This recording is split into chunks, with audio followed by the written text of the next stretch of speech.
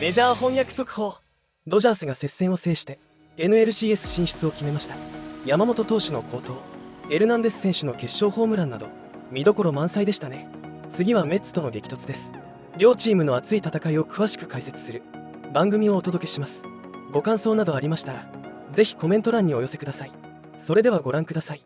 And then there were the final two teams remaining in the fight for the National League pennant. The Dodgers knocked out the Padres last night. The wildcard Mets knocked off the NL Central champion Brewers in the wildcard round. And then the 2-seed Phillies in the NLDS. Tomorrow night, Game 1 of the 7-game series for the right to play in the World Series. Hi, everybody. Welcome inside our Sportsnet LA studios, joined today by Nomar Garciaparra and Oral Hershiser. So the celebrating is all over at Dodger Stadium. They're now back on the field right now, going through their pre-NLCS workout. 8 more wins, Nomar, for the Dodgers to get if they want to win that World Series. Yeah, the celebration may be over, but the excitement's still there. I mean, now you are focused and you're excited because you are in the NLCS. You have an opportunity to get to the World Series. You have a 7-game series. As you mentioned, John, it's just 8 more wins, but you have to focus on Game 1, take care of business. That's exciting. When you move from one series to the other, you have to fight that feeling of relief. And so when they go into Game 1, they need to have that same focus, that do-or-die mentality that they had in Game 4 and Game 5 in the last series, because there is this feeling of, I've got this long net in front of me. I'm moving from a 5-game series to a 7-game series, and I'm not down. And I can lose a game and still be in this, but you don't want that mentality. All right, Dodgers and Mets, they squared off 6 times during the regular season. The Dodgers won 4 of those meetings, and you can see the runs per game. The Dodgers winning 4 of these matchups. 3.3 for New York, 6 for the Dodgers. Dodgers batting average with runners in scoring position, an impressive 3.02. Check out the ERA from the starting pitching, 1.83 for the Dodgers starters, 4.88 for the Mets. But these teams have not seen each other in 4.5 months. We just saw a video of Jack Flaherty. He is getting the start tomorrow for the Dodgers. It will be trade deadline acquisition, Jack Flaherty. We're going to hear from Jay Flair a little bit more later in the show, Oral, but your first original thoughts on Flaherty being the guy the Dodgers go to for Game 1. Well, this is why we acquired him. He hasn't thrown the ball well lately, but I think what is good about Jack Flaherty is his ego can take this, and he wants the baseball. It's going to be a lot of fun to watch him pitch, especially against the Mets. He would like to see them start chasing, be a little more anxious, but he needs to get people out in the strike zone, establish that as he goes forward. It is exciting to have this guy, hometown boy, with a ball in a playoff situation. The Mets are going to be starting Kodai Senga. Made just 1 appearance in the regular season due to injury. Just 2 innings thrown in the NLDS Game 1 against the Phillies.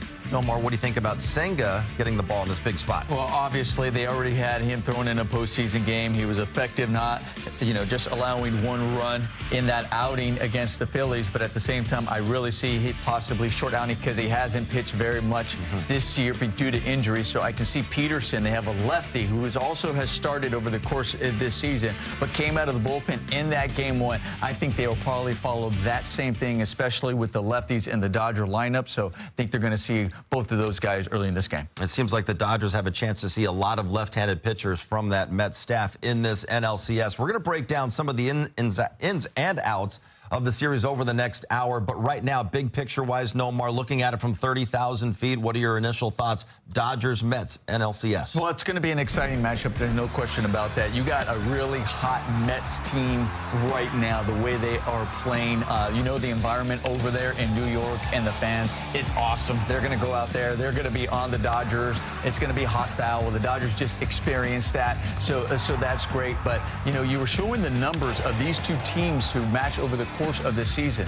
The Mets are a different team, and so are the Dodgers. They're a totally different team. We look at the trade, you talk about Flaherty in there, but also the way they are playing. This is the postseason, so all of the regular season really just kind of goes out the window. The only thing maybe if there's certain relievers or certain arms that you face, you're like, okay, I have an idea, maybe that release point. But really, it's a different ball game right now. The intensity, the momentum the Dodgers had after just beating the Padres, they need to carry that into Game 1 against the Mets. The Dodgers got over the hump of the bye, and you know what? The Mets have been been waiting around for 3 days. We'll see how they react to that.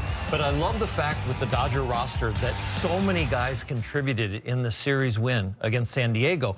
You look at the bullpen. So many guys feel like they're hot. You look at the lineup. Everybody kind of contributed a little bit. And to think that we're moving through to face the Mets, and Ohtani really hasn't been present since Game 1 in the last series. So there are guys that you know don't have long cold streaks, and there are guys that are getting ready to stay on their hot streaks. So I feel really good about the depth of this roster. Dodgers swept the Mets in New York back in May, and the Mets at that point fell to 11 games under 500. They had a team meeting after that, and they basically took off from that point on. So the Dodgers haven't seen this version of the New York Mets yet. The Mets took care of the Phillies in 4 games. That series wrapped up on Wednesday. The Dodgers went the distance, of course, with the Padres beating them last night to get here to the NLCS. Or any concern with the Dodgers being pushed so hard by San Diego and maybe how that could affect them in this NLCS? Well, it builds the callus of we can fall behind and do it, but you don't want to wear on that callus at the beginning of this series. It'd be okay if this series goes and gets the 2-2 and you feel like, oh my gosh, 3 games left. We can do this. We can do this even if we lose one here, but we can get it done. So no, I do not feel like the Dodgers will be tired. I think their bullpen has pitched a lot, but you know what? You have the off day and you've got Flaherty going. And as we get deeper into this show, we're going to really see, one of my points is going to be something about those starters that they need to kind of take a little bit of a burden off the pen. The impact of a 5-game series for the Dodgers, I think it's actually good that the Dodgers experienced a 5-game series, and also the way they pulled it out, the way they had to fight in order to get to the position they were in. We talked about that 5-day layoff. That is tough to kind of come through, and they got over that hump. But now you're getting the juices flowing and kind of getting things into the rhythm. Oral just kind of touched on it, certain guys getting hot, guys that may be cold, to get them back going into it. I think the only thing that maybe the impact of the 5-game may have on the Dodgers is maybe if you were thinking Yamamoto maybe going Game 1 instead of Flaherty, to maybe come back and being available maybe in a 7-game series, because now you have Yamamoto probably only being available maybe 1 game over the course of this series. Outside of that, I actually think that 3 days off against the Mets might not work in their favor, because all of a sudden they're running really hot right now, and that could create kind of that shutdown that we talk about. We worry about the 5 games, so potentially that could be there. So yeah, I think it may help the Dodgers having that 5-game series. On top of Nomar's point about he's glad that they went through a 5-game series, I'm glad too, because now when I think about it, you think about all the transition and all the injuries and the way this roster's gone in and out, and everybody's like, who are the Dodgers? That 5-game series defined who the Dodgers are. It defined that there's grit. It defined that they don't care what you think outside of that locker room. And they believe it, because you could see it in the celebration. It was a consistent remark in all the interviews about, we know who we are. Dave Roberts mentioned before the series, a lot of fight in this team, and boy, they backed it up after being down 2-1 to the Padres. Dave Roberts said he actually wished the NLDS was a 7-game series. I'm sure now he's happy that it is only a 5-game series. The Dodgers are moving on, but no more. How do you approach, play, manage a 7-game series as opposed to a 5-game series? Well, I think the really key is the starters. The starters need to give some length. That really helps the manager as far as when it comes to decisions to go to the bullpen and who to come out of that bullpen. If your starters don't give you length and you're really now going to be relying on that bullpen, we know the Dodgers bullpen outstanding. That is really difficult to do. That's taxing on the bullpen. We know this bullpen has been taxed all season long. In a short 5-game series, obviously they can utilize them the way we saw, but the starters would really be the key. The other thing that would really be that also interesting from a manager standpoint is who are the long guys you actually have in your bullpen who happen to be right now guys that are young. And you have Ben Casparis that we saw. We'll see if they're still on the roster. But you have Ben Casparis and you had Landon Knack, who potentially might be guys in critical in a 7-game series where if a starter maybe have a short start, that you have these guys that may have to keep that game in check. Managing a 7-game series is going to come down to, does my offense give me a cushion or keep me on the hot seat? Because if the offense gives you a cushion where they break out and have 4- and 5-run games, where they have large leads, then that makes it easy to play with the bullpen, makes it easy to have a longer leash with your starter. But if the offense stays cold at the beginning of the series, now the manager's on the hot seat, worried about who do I use, when do I use them? If we fall way behind, am I going to kind of give this game up and go with some of my younger guys that maybe will let the game expand? Now you got to deal with interviews. Now you got to deal with momentum. Now you got to deal with don't want to lose your team in the clubhouse. But I think with the Dodgers coming out of this division series, I don't think Dave Roberts can lose this clubhouse. I think this clubhouse, everybody is all together. Absolutely. Both teams with a lot of momentum heading into this NLCS. Just over a week ago, Shohei Ohtani had never before played a postseason game. Now he has 5 games under his belt. Hit that 3-run homer in Game 1. But since then, Oral, just 2 for 17 against the Padres the rest of the way in that series. What do you expect to see from Shohei now against the Mets? After Game 1, we were expecting Shohei to continue to help carry the Dodgers, if not carry him all by himself. But I am very comfortable going into this series knowing that he's been kind of in a little mini slump because he doesn't stay in them very long.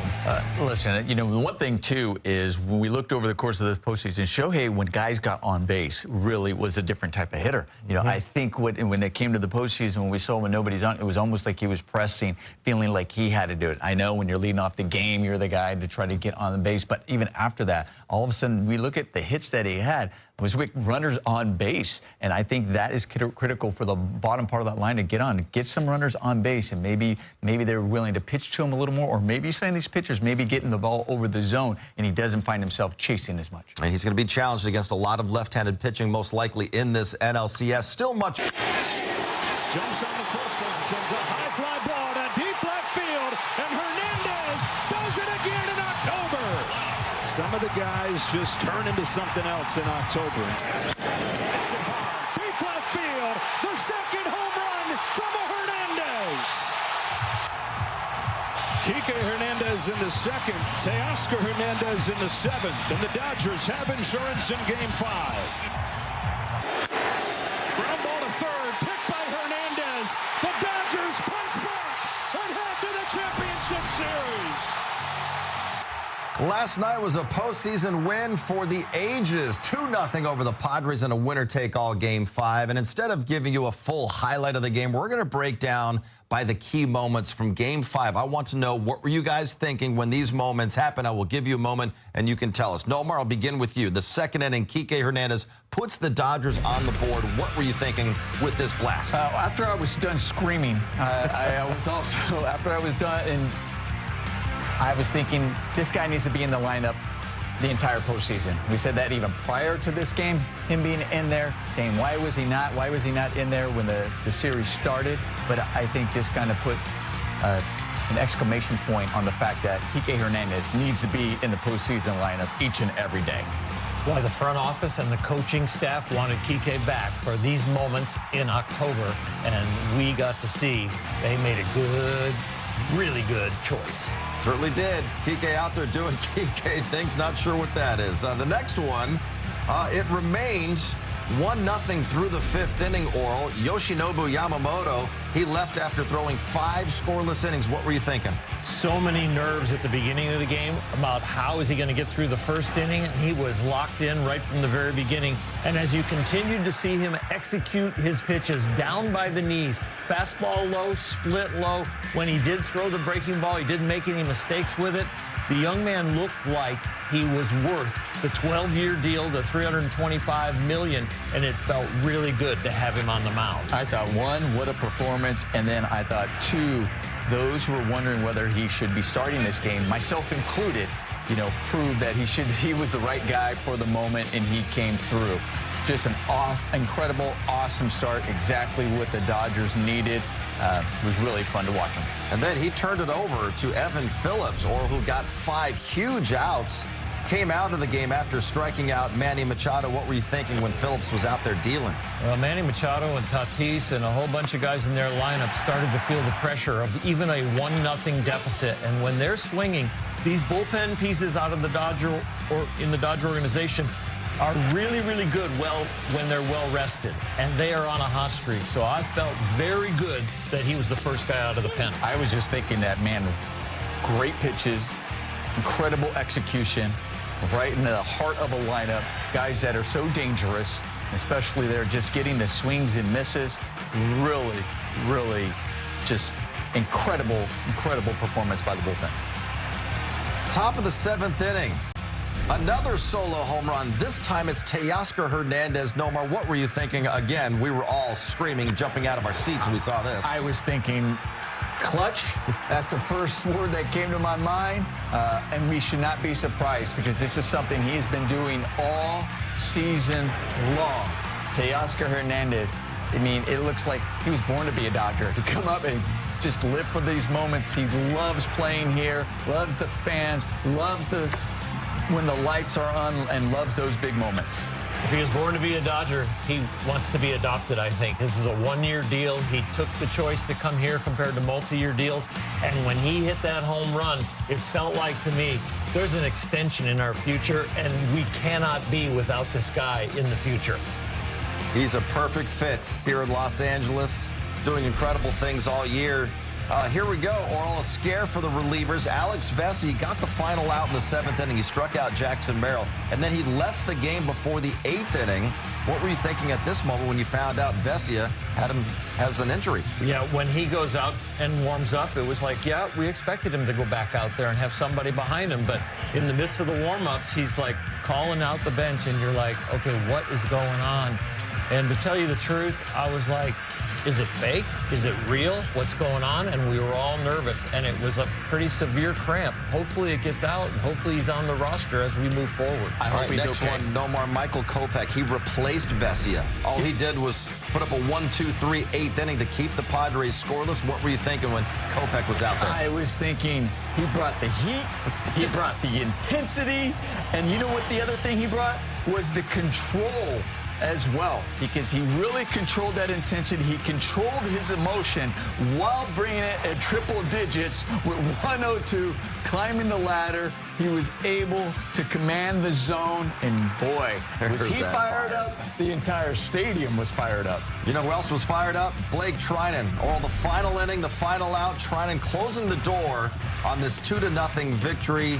What were you thinking when the Blake train was out there slamming the door? Well, I knew he had the pulse for this, and I knew he had started his new style of pitching, knowing that he's not lights out with the cutter, not lights out with the sweeper/slider, not lights out with fastball location. So he's become a new pitcher, and I felt like, wow, he needs to hit his spots, and he came right out of the pen and was hitting his spots. And you know what? It wasn't one of those innings where you got nervous. It was a quickie. Yep. Throwing out there, not afraid of contact, keeping them off balance, what they needed. I'm thinking in that moment, I'm just glad my heart rate was able to finally come down at least a little bit. You come clean, John. You tell people how you feel. I woke up yesterday morning and I was already a mess, and I was that way the entire day. And you guys sit there and you just laugh at me when we're watching these games together. Well, we worry about your heart, John. We definitely do. We definitely worry about that. But we love the fact that you are a Dodger fan before you got this job, Yes. and you have grown even to more of a Dodger fan over the years. It's not healthy. Coming up, the Dodgers and Mets. メジャー翻訳速報。ドジャースが見事に NLCS への切符を手に入れました。パドレスとの激闘を制し、チームの底力を見せつけました。山本由伸の5回無失点の好投に続き、ブルペンが踏ん張りを見せ、エルナンデスの一発で勝利をものにしました。この勢いのままメッツとの7戦シリーズに挑みます。フラハティが開幕投手として指名され、チームの期待を背負います。ドジャースの団結力と戦略がワールドシリーズへの道を切り開くか、注目が集まります。今回の動画はここまでです。この動画が面白いと思っていただけたらチャンネル登録、高評価よろしくお願いします。次回の動画でまたお会いしましょう。ご視聴ありがとうございました。